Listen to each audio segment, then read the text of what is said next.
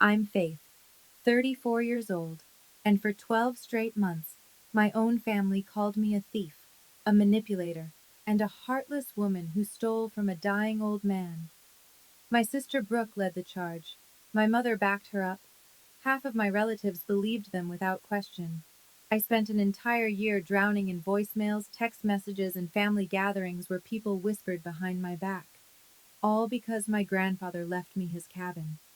But here's what none of them knew. Grandpa didn't just leave me property. He left me a letter, written the day he changed his will. And in that letter, he described exactly what he heard my sister say at his 80th birthday party. Words so cruel, they broke his heart. Before I tell you what happened, please take a moment to like and subscribe, but only if you truly enjoy this story. And drop a comment below. Where are you watching from and what time is it there? Now, let me take you back to 14 months ago, the night I got the phone call that changed everything. The call came at 3:47 in the morning. I was halfway through a 12-hour night shift at St. Andrew's Hospital, checking vitals on a patient in room 412, when my phone buzzed in my scrub pocket. I almost ignored it. Then I saw the name, Mom. My mother never called me. Not at 3 a.m. Not ever, really. I stepped into the hallway, heart already sinking. Faith. Her voice was flat, clinical. Your grandfather passed an hour ago. Come home. The line went dead. I stood there, phone pressed to my ear, listening to nothing. The fluorescent lights hummed above me. A machine beeped somewhere down the corridor, and I felt the ground tilt beneath my feet. Grandpa Walter was gone. He was the only person in my family who ever truly saw me. While my parents praised Brooke for her marketing career and designer lifestyle, Grandpa would sit with me on his cabin porch and say, "You're the one who shows up, Faith. That matters more than any job title." The last time I visited him, 3 weeks before, he had held my hand with surprising strength. "You're the only one who sits with me," he'd whispered. "Remember that." I didn't understand then. I do now. I requested emergency leave and drove 4 hours through the dark. When I finally pulled into my mother's driveway at dawn, Brooke's white Lexus was already parked in the prime spot near the front door. Of course it was. My mother opened the door before I could knock. She looked past me, not at me. "Took you long enough," she said. "Brooke's been here since midnight." I swallowed the response that burned in my throat and stepped inside, where my sister was already discussing arrangements with our mother, as if Grandpa were a problem to be solved rather than a person to be mourned. The funeral was standing room only. Grandpa Walter had lived in this town for 63 years. He'd coached Little League, volunteered at the fire department, and lent money to neighbors who never paid him back. Everyone loved him. Everyone except, apparently, the people who should have loved him most. I stood in the back corner of the reception hall, watching my sister work the room. Brooke wore a black designer dress that probably cost more than my monthly rent. She dabbed at her eyes with a silk handkerchief, accepting hugs and murmured condolences like a grieving princess. "She must be devastated," I heard Cousin Linda whisper to Uncle Robert. "She was always so close to Walter." Close. Brooke visited Grandpa twice in 5 years. I drove out to his cabin every single week, but I didn't correct them. What was the point? Then a warm hand touched my elbow. Aunt Margaret, my mother's younger sister, the only one who never picked sides. "I know," she said quietly, not looking at me. "I know you were the one who actually took care of him, Faith." My throat tightened. I couldn't speak. "He knew too," she added. Then she squeezed my arm and disappeared back into the crowd. Later, my mother stood at the podium and gave a speech about family and legacy. She mentioned how much Brooke adored her grandfather. She talked about Sunday dinners and holiday traditions. She never said my name. Not once. I sat in the back row, hands folded in my lap, and let the tears fall silently. Not because of the oversight. I was used to being invisible in this family. I cried because Grandpa was the only one who ever made me feel seen, and now he was gone. 1 week after the funeral, we gathered in Harold Brennan's law office. Harold had been Grandpa's attorney for 30 years, a silver-haired man with kind eyes and a voice like warm honey. He'd handled Grandpa's affairs since before I was born. The office was small. My mother sat in the center chair. Brooke flanked her right side, tapping manicured nails against her designer purse. I took the seat furthest from them both. "Thank you all for coming," Harold began, adjusting his reading glasses. Walter was very specific about his wishes. He read through the standard items first. Grandpa's savings account, approximately $42,000, would be split equally between his two granddaughters, personal effects distributed according to a separate list. Then Harold paused. He looked up, directly at me. "And finally, regarding the cabin property on Miller Lake." Brooke leaned forward. My mother straightened in her chair. "Walter has bequeathed the cabin, the land, and all its contents solely and entirely to his granddaughter, Faith Sinclair." Silence. Then Brooke shot to her feet. "That's impossible." Her voice cracked. "There must be a mistake. Grandpa would never—" "There is no mistake, Miss Sinclair." Harold's tone remained calm but firm. "This will was updated 11 months before Walter's passing. It is entirely legal and reflects his explicit wishes." My mother turned to stare at me. Her eyes were ice. "You knew about this," she accused. "I didn't." My voice came out barely above a whisper. "I swear I had no idea." Brooke's face twisted. "This is ridiculous. She must have—" "Ms. Sinclair," Harold cut her off. "Your grandfather was of sound mind. I witnessed the signing personally." The room felt like it was shrinking. I could barely breathe. Grandpa left me the cabin, just me. But why? The moment we stepped outside the law office, my mother grabbed my arm. "We need to talk." Her grip was iron. "Privately." She pulled me around the corner of the building, away from Harold's window. Brooke followed, heels clicking against the pavement like a countdown. "You're going to share that cabin with your sister." Mom's voice left no room for discussion. "That's what family does." I tried to pull my arm free. She held tighter. "Mom, Grandpa made his decision. His decision was wrong." She finally released me, but her glare didn't soften. "He was old, confused. You spent all that time with him. God knows what you put in his head." The accusation hit like a slap.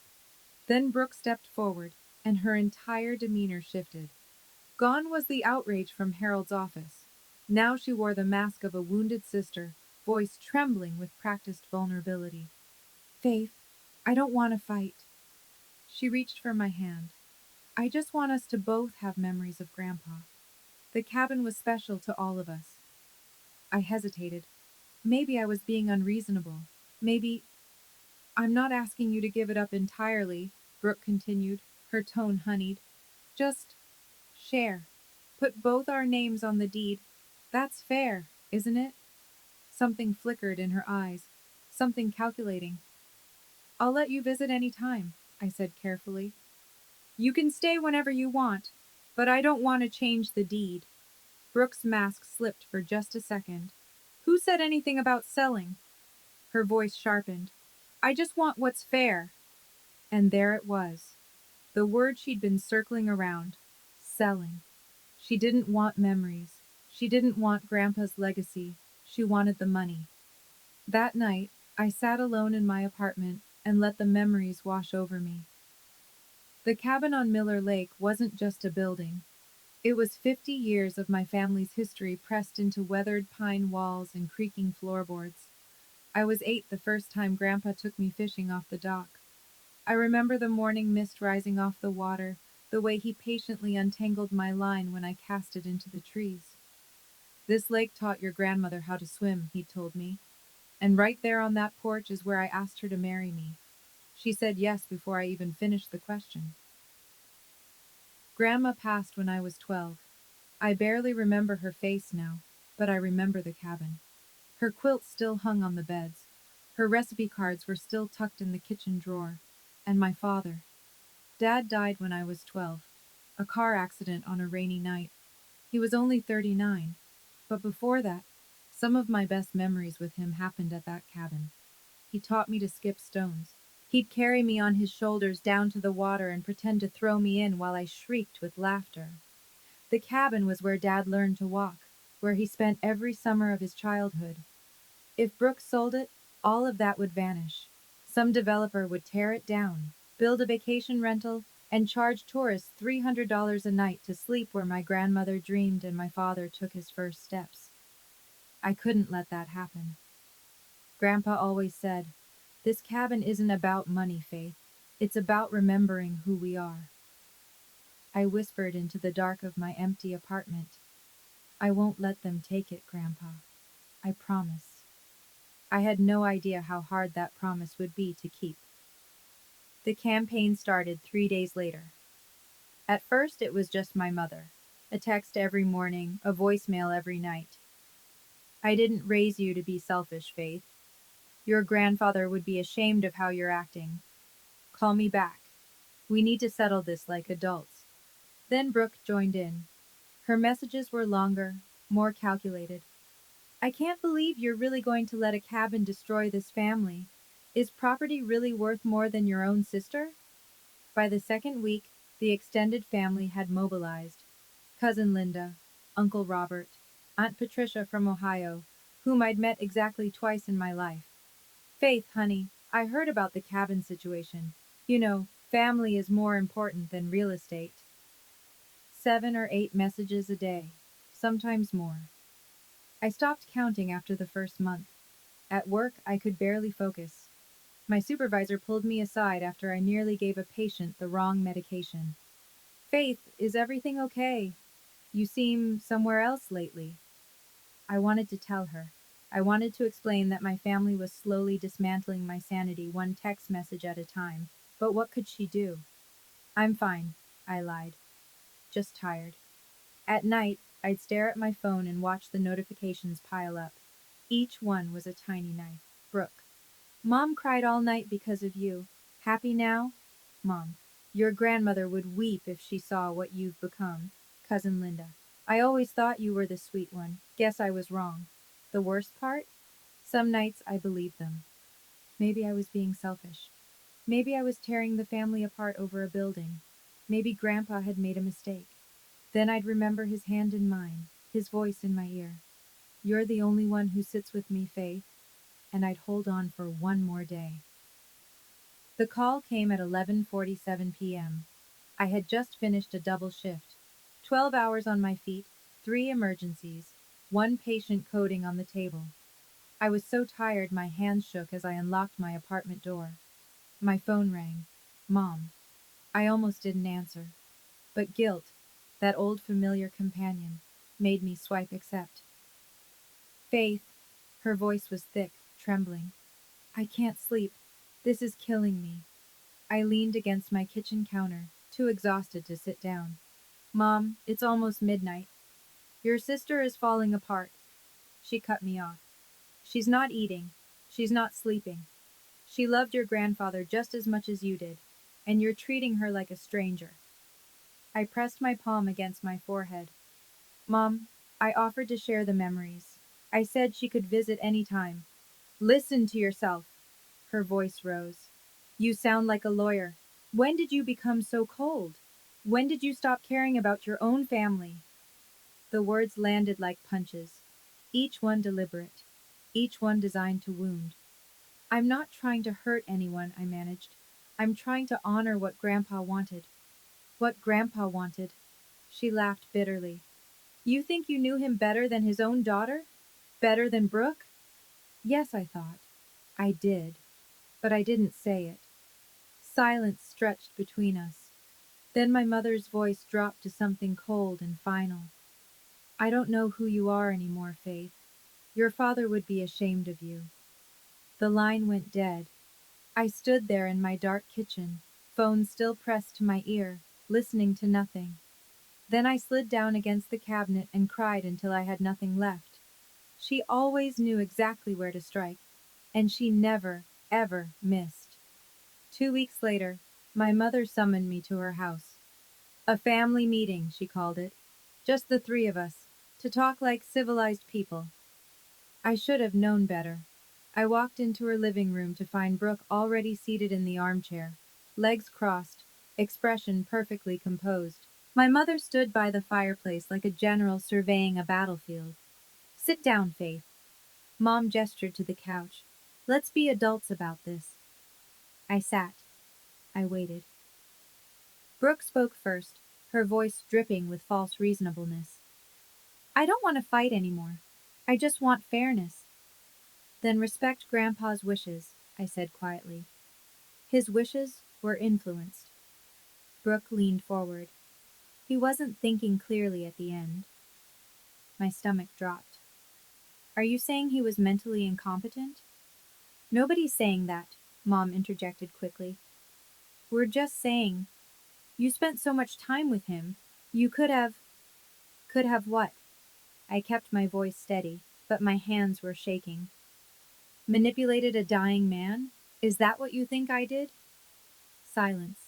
Brooke looked away. Mom pressed her lips together. No one's accusing you of anything, Brooke finally said, but her eyes told a different story. I stood up. You are accusing me. You've been accusing me for weeks. I grabbed my purse. Grandpa knew exactly what he was doing, and if you can't accept that, then this conversation is over.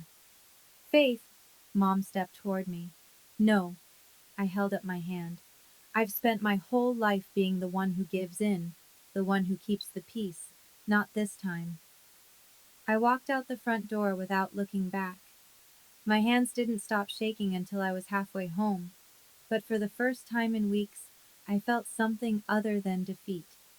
I felt angry. 3 days later, I drove to Aunt Margaret's house. She was the only person in my family who hadn't joined the crusade against me, the only one who still answered my calls without an agenda. She lived in a small bungalow on the edge of town, surrounded by rose bushes she'd been cultivating for 30 years. When I pulled into her driveway, she was already standing on the porch with 2 cups of tea.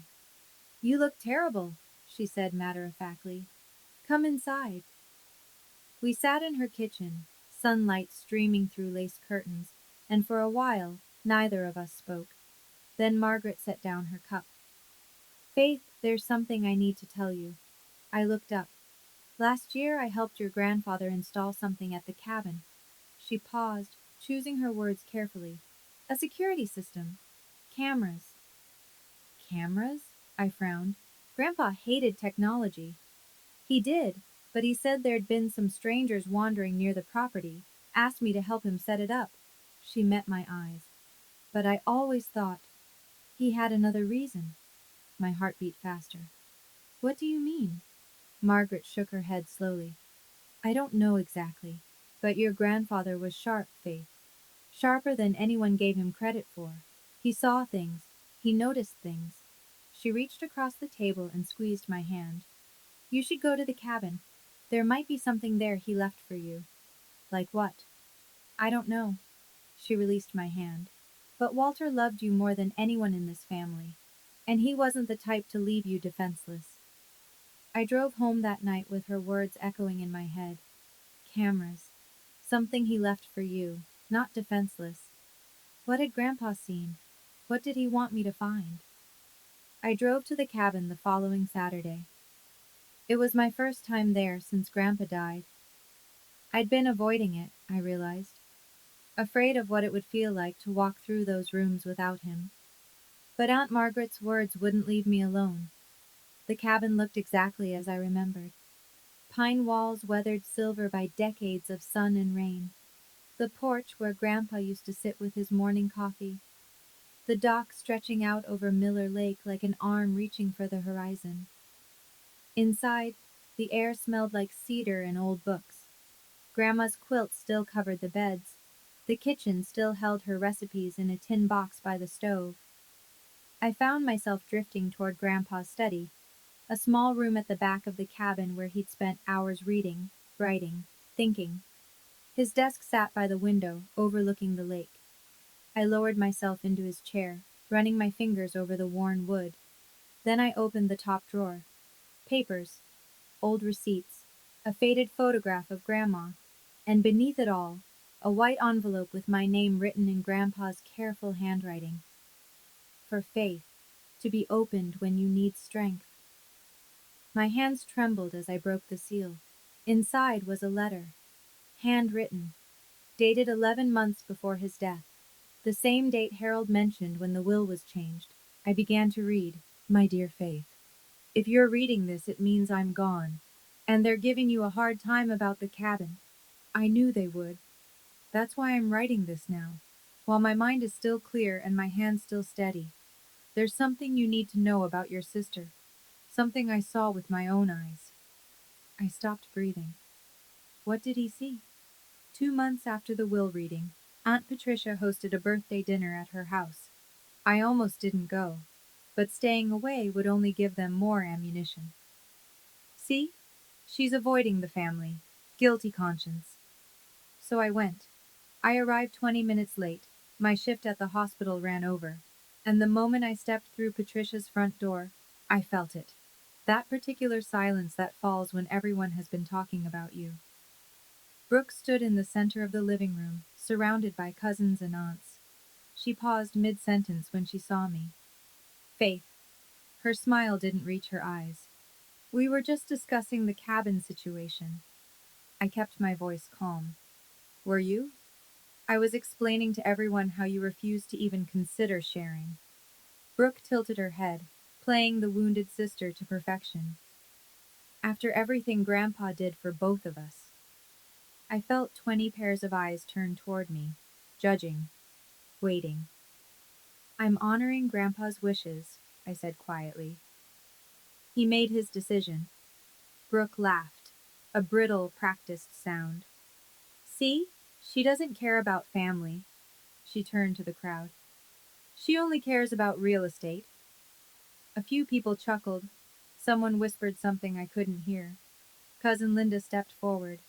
Faith, honey, is it true you're keeping the whole cabin? Grandpa left it to me. Yes. And you won't share with your own sister? I opened my mouth to explain, about the visits, about the memories, about what the cabin meant, but Brooke cut me off. She's changed, Brooke announced to the room. Money changed her. The words hit like stones. I grabbed my purse. I didn't trust myself to speak without crying. I should go, I managed. I left before they could see the tears. But I heard Brooke's voice follow me out. See what I mean? That night I sat on my apartment floor and read Grandpa's letter from beginning to end. The first part was gentle. He wrote about his love for the cabin, his memories with Grandma, his hopes that I would preserve it for future generations. Then the tone shifted. Faith, at my 80th birthday party, something happened that I never told anyone. It was around 9 o'clock. The party was winding down. My back was hurting, so I stepped outside to get some air. I walked around to the side porch, the one facing the lake. That's when I heard voices. It was Brooke. She was talking to that friend of hers, the blonde one with the loud laugh. They were standing by the railing smoking cigarettes. They didn't know I was there. I heard Brooke say, my hands were shaking so badly I could barely hold the paper. She said, God, how much longer is he going to hang on? This place is worth at least 350,000. Her friend laughed. Then Brooke said, and Faith, I will never forget these words. I wish he would just die already, so we can sell this place. I stood there in the dark, listening to my own granddaughter wish me dead. I didn't confront her. What would be the point?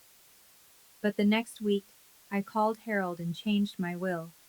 The cabin is yours, Faith, not because Brooke doesn't deserve it, though she doesn't, but because you were the only one who ever saw me as a person, not a burden, not a price tag, just your grandfather. P.S. Check the security system. I recorded everything. I set the letter down. My chest felt hollow, empty. Grandpa heard her. He stood there in the dark and heard his own granddaughter wish him dead, and he never said a word. The next morning I drove back to the cabin. I called Aunt Margaret on the way. The security system, I said. Where does it store the footage? She was quiet for a moment. Then, there's an external hard drive. He kept it in the closet of his study, inside a shoebox. I found it exactly where she said. A small black device, dusty but intact. I plugged it into my laptop with trembling fingers. The interface was simple, organized by date. I scrolled back to Grandpa's 81st birthday, found the exterior cameras, found the timestamp 9:47 p.m. I pressed play. The footage was grainy but clear enough. The side porch came into view. Two figures stood by the railing, cigarettes glowing orange in the dark. Brooke and her friend Jessica. I turned up the volume. Honestly, the upkeep on this place must be insane. Jessica's voice crackled through the speakers. Tell me about it. Brooke exhaled smoke. And he just sits here, deteriorating while this property loses value every year. Can't you just talk to him? Brooke snorted. He's stubborn. Won't sell. Won't even discuss it. A pause. Then Jessica. What's the place worth? At least 350,000, maybe more with the lakefront. Damn. Another pause. Then Brooke's voice, clear as glass. God, I wish he would just die already so we can finally cash out. Jessica laughed. Morbid, but fair. I'm serious. The longer he holds on, the more money we're losing. I stopped the video. My hands weren't shaking anymore. Something had settled inside me. Something cold and certain. I backed up the video onto a USB drive, then another, then emailed a copy to myself. Brooke thought she could erase the truth. She had no idea who she was dealing with. 1 week later, I got a call from the cabin's nearest neighbor, Mr. Henderson. Faith, it's Bill Henderson from down the road. His voice was concerned. I saw someone at your grandfather's cabin earlier. Didn't look like you. My blood ran cold. What did they look like? Blonde, drove a white car, fancy looking. Brooke. I called the police and drove down immediately. By the time I arrived, a deputy was already there, taking notes. No signs of forced entry, he told me. But someone definitely went through the place. Drawers pulled out, closets ransacked. I walked inside, my heart pounding. The study was destroyed, papers scattered everywhere, books pulled from shelves, and the top drawer of Grandpa's desk, the one where I'd found the envelope, was empty. The original letter was gone. I stood in the middle of the chaos and felt a laugh building in my chest. Not a happy laugh, something darker. Brooke had come looking for the letter. She must have known, somehow, that Grandpa had written something down. Maybe she'd glimpsed him writing it and thought he was just rambling old man nonsense. Now she knew better. The deputy was watching me with concern. Ma'am, is anything valuable missing? Just a letter, I said. A personal letter from my grandfather. Do you know who might have taken it? I met his eyes. I have a pretty good idea. He nodded slowly. We'll file a report. But without proof. I understand. I waited until he left. Then I walked to my car and opened the glove compartment. Inside, a photocopied version of the letter and a USB drive with the video. Brooke thought she'd won, but she'd only stolen the original. I'd been a nurse for 12 years. Rule number 1, always keep backup records. 1 year after Grandpa's death, my mother organized a memorial dinner. To honor Walter's memory, she announced in the group text. All family members welcome. 23 people confirmed attendance. Aunts, uncles, cousins, second cousins, the whole Sinclair clan gathered under one roof. I knew what it really was, another opportunity for Brooke and Mom to paint me as the villain. But I went anyway. I wore a simple black dress. In my coat pocket, I carried a photocopied letter and a USB drive. The dinner was at my mother's house. When I arrived, the driveway was already full of cars. I could hear laughter and conversation through the windows. I paused on the front steps, hand on the doorknob. This was it. 1 year of accusations, 1 year of whispered insults and family cold shoulders. 1 year of being called heartless, selfish, a thief. Tonight, it ended, one way or another. I walked inside. The living room was packed. Candles flickered on the mantel beside a framed photo of Grandpa. People balanced plates of food and glasses of wine. The air smelled like roast chicken and expensive perfume. Brooke spotted me first. She stood near the fireplace, looking confident and relaxed. Why wouldn't she? She'd destroyed the letter. She thought she was safe. My mother approached me before I could take off my coat. Faith, her voice carried across the room. Several conversations paused. After a whole year, have you finally reconsidered your position on the cabin?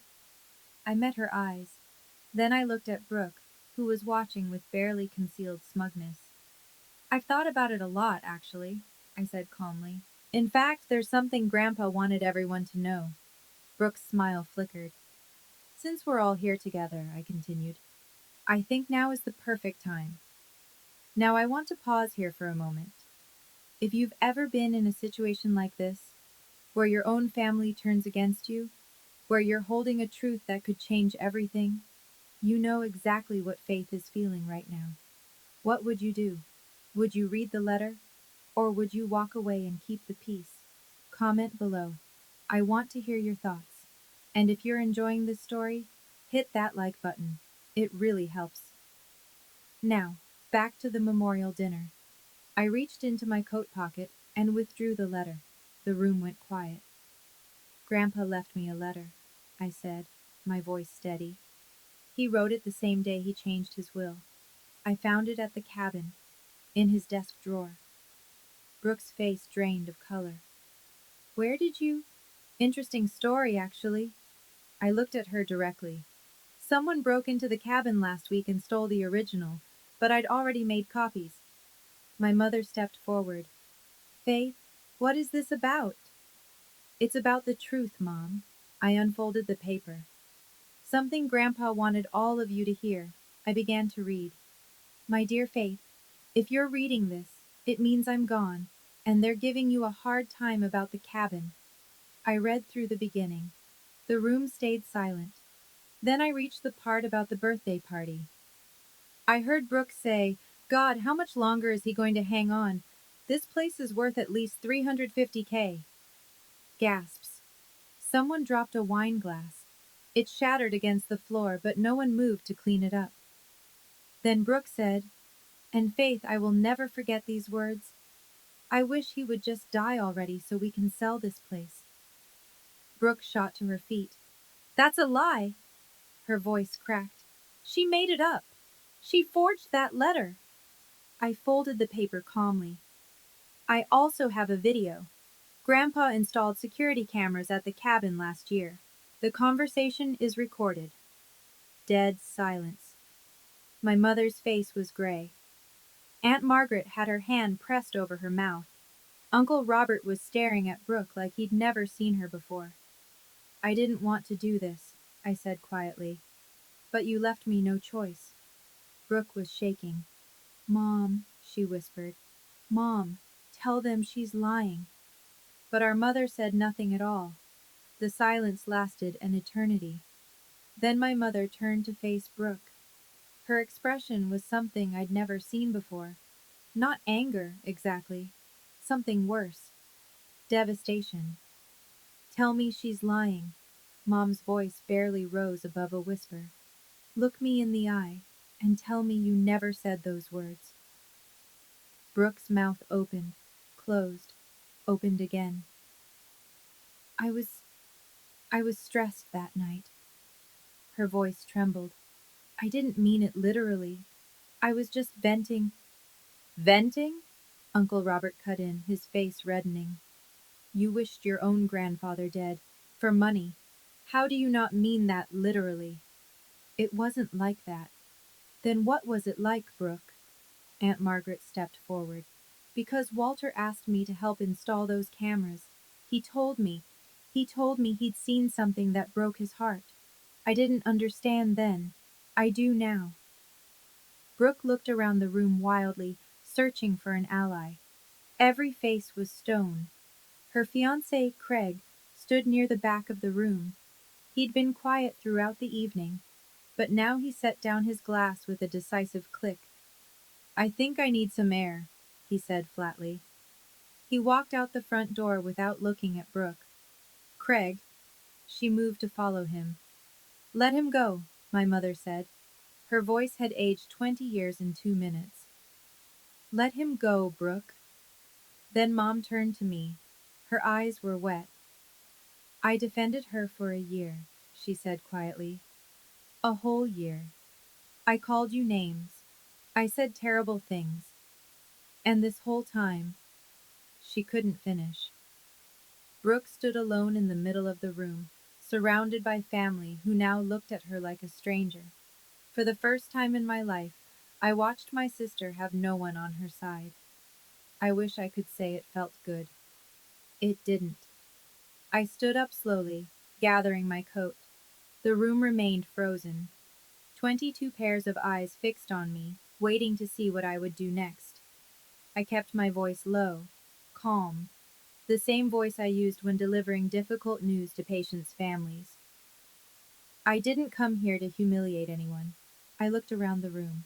I came here because for 12 months I've been called a thief, a manipulator, and a heartless woman who took advantage of a dying man. No one spoke. Grandpa left me the cabin because he knew I would protect it, because I was the one who visited him every week, because I was the one who sat with him when he couldn't sleep. My voice caught slightly.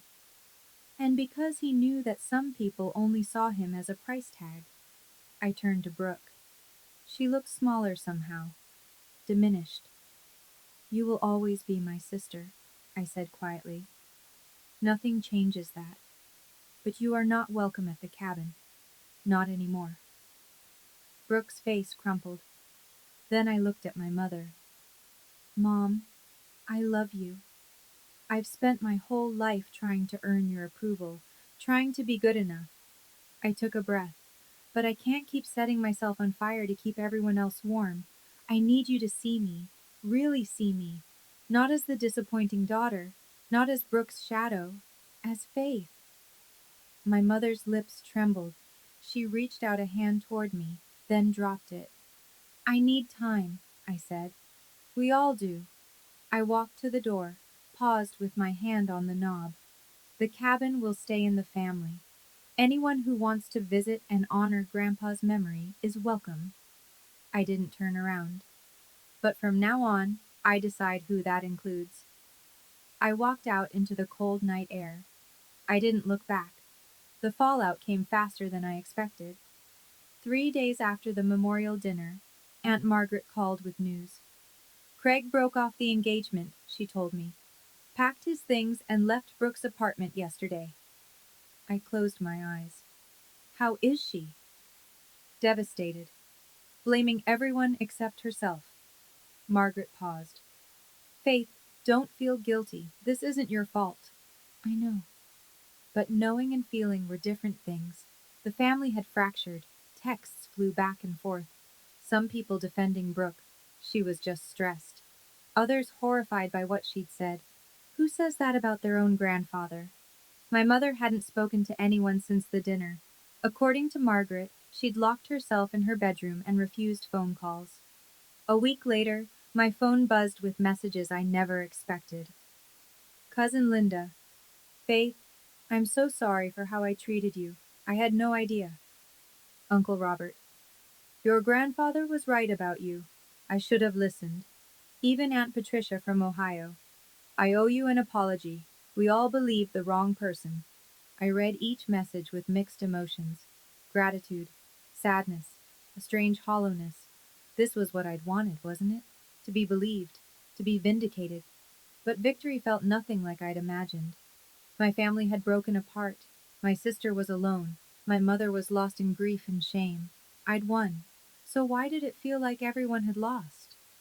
That night, I sat in my apartment with a cup of cold tea and stared out the window at nothing. I didn't want this, Grandpa, I whispered to the dark. I just wanted the truth. But the truth I was learning had a cost, and now we were all paying it. 2 weeks after the memorial dinner, Brooke texted me, "We need to talk." I stared at the message for a long time. Part of me wanted to ignore it. Part of me, the part that still remembered us as little girls building sandcastles at the lake, wanted to hope. I agreed to meet at a coffee shop downtown. Neutral territory. Brooke was already there when I arrived. She looked terrible. Unwashed hair, no makeup, dark circles under her eyes. A stranger would never recognize the polished marketing executive from 3 months ago. I sat down across from her. Neither of us ordered anything. "Faith," her voice was raspy. "Do you have any idea what you've done to me?" I blinked. "What I've done to you?" "Craig left me. The whole family thinks I'm a monster. Aunt Patricia uninvited me from Thanksgiving." Her eyes filled with tears. "My entire life is falling apart, and it's your fault." I let out a slow breath. "Brooke, I didn't make you say those words about Grandpa." "I was venting." She slapped her palm on the table. "Everyone says things they don't mean. It was one comment. At his birthday party," I kept my voice level, "you wished him dead while he was 50 feet away, and then you spent 11 months pretending nothing happened. I didn't know he heard. Does that make it better?" Silence. Brooke's face crumpled. For a moment I thought she might apologize, might show some genuine remorse. Instead, she whispered, "You ruined everything." I stood up, left enough cash on the table to cover a coffee I never ordered. "When you're ready to take responsibility, not for the consequences, but for what you actually did, you know where to find me." I walked out without looking back. Some bridges can only be rebuilt by the person who burned them. If you've ever had to set boundaries with someone you love, family, friends, anyone who crossed a line they shouldn't have, then you know this isn't easy. It's not about winning. It's about protecting yourself while leaving the door open for real change. Comment boundaries below if you understand what Faith is going through. And if this story is hitting close to home, share it with someone who needs to hear it. Okay, let's see what happens next. 1 month later, my mother called. "I want to see you," she said. No preamble, no small talk. "Please come home." I drove to her house the next morning, the place where I'd grown up feeling invisible, the place I'd fled from a year ago with tears streaming down my face.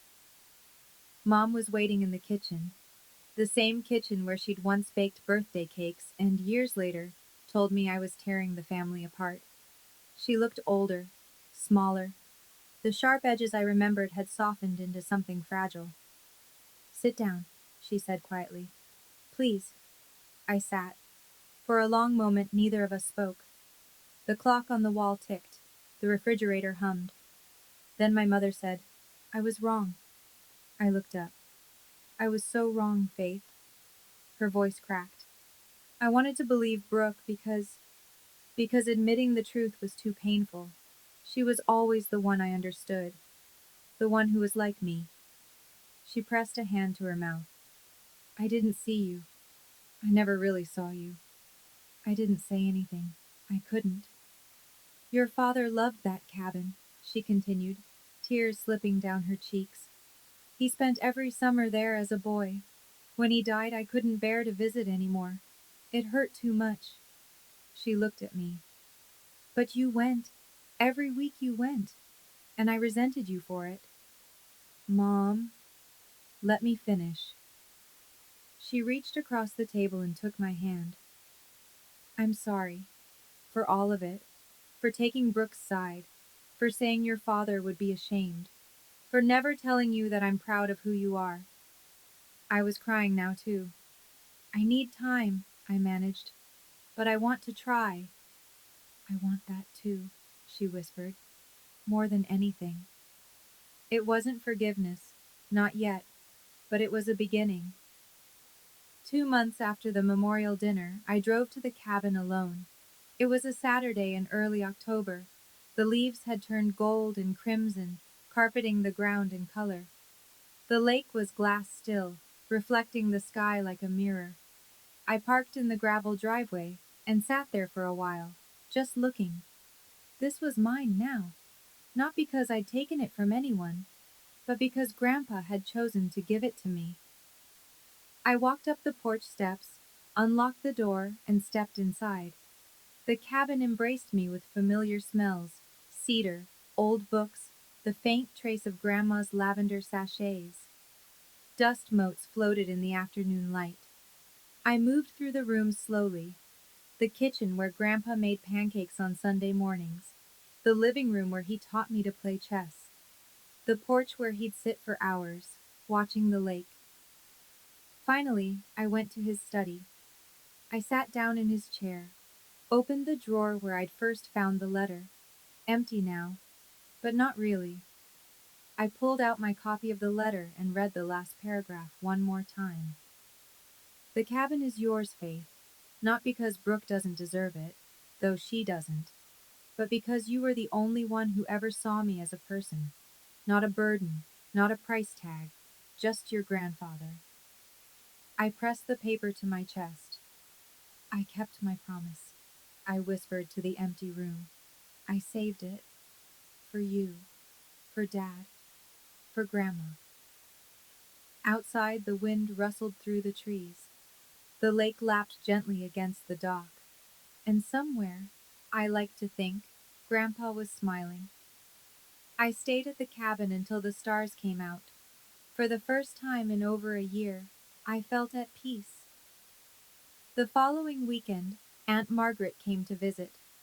We sat on the porch in Grandpa's old rocking chairs, wrapped in blankets against the autumn chill. Steam rose from our cups of tea. The lake stretched out before us, painted orange and pink by the setting sun. He would be so proud of you, Margaret said softly. I shook my head. I don't know.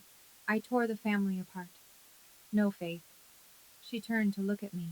The truth did that, and the truth needed to come out. We rocked in silence for a while. A loon called somewhere across the water. What are your plans for this place? Margaret asked. I'd been thinking about that a lot. I want to keep it exactly as it is, I said. Open for family, for anyone who wants to come and remember Grandpa the way he deserved to be remembered. Even Diane? Especially Mom. I took a sip of tea. We're working on things. It's slow. But she came here last week. First time since Dad died. Margaret smiled. That's something.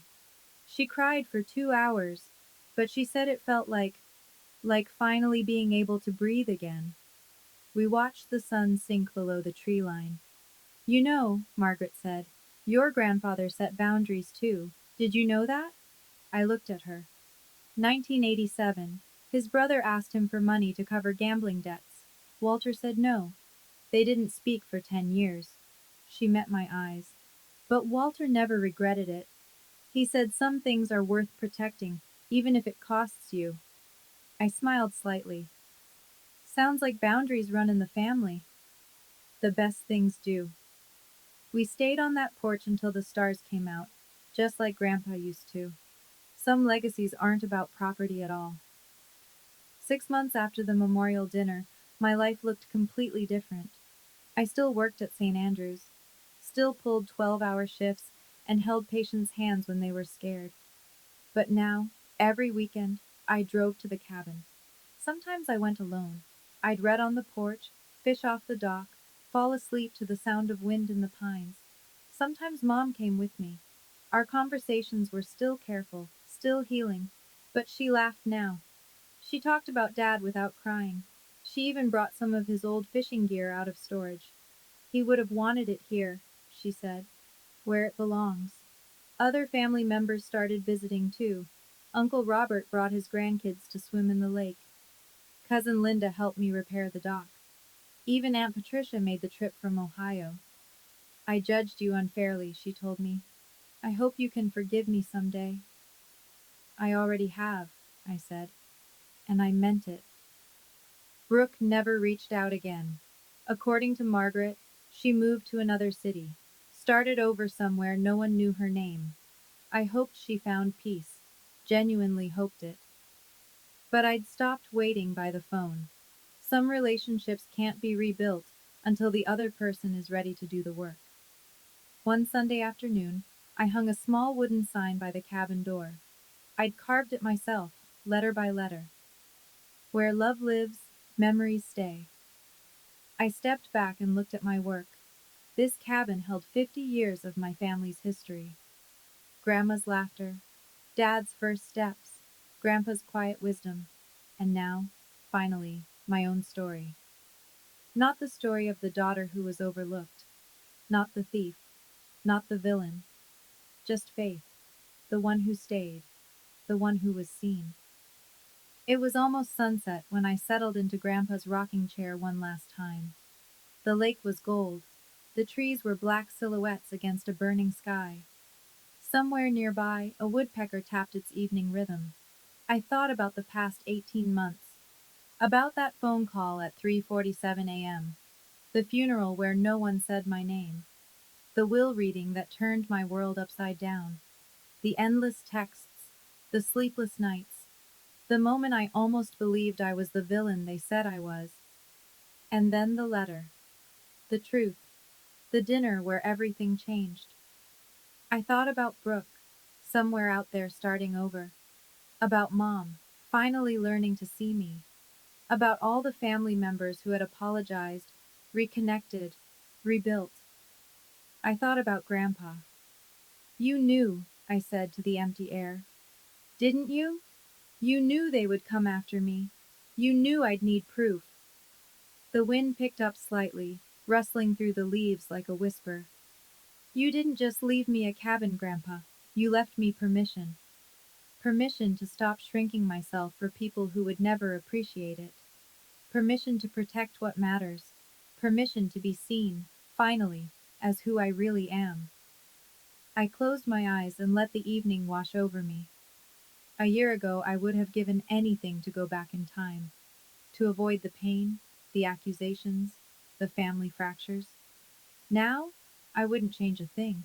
Not because it was easy, but because on the other side of all that pain, I found something I'd been searching for my whole life, myself, the woman who stands up, the woman who tells the truth, the woman who sets boundaries, not out of anger, but out of love. Grandpa saw her before I did, but now, finally, I see her too. If you're still here, listening to my story, I want to tell you something. Maybe you're going through the same thing right now. Maybe your family has turned against you for standing your ground. Maybe you've been called selfish for setting a boundary. Maybe you're lying awake at night wondering if you're the bad guy. You're not alone.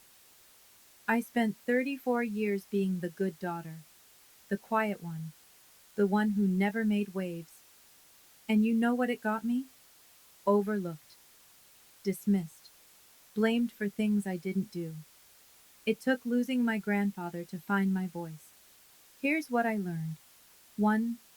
Silent kindness is eventually seen, not always by the people you want to notice, but the right people, the ones who matter. They see it.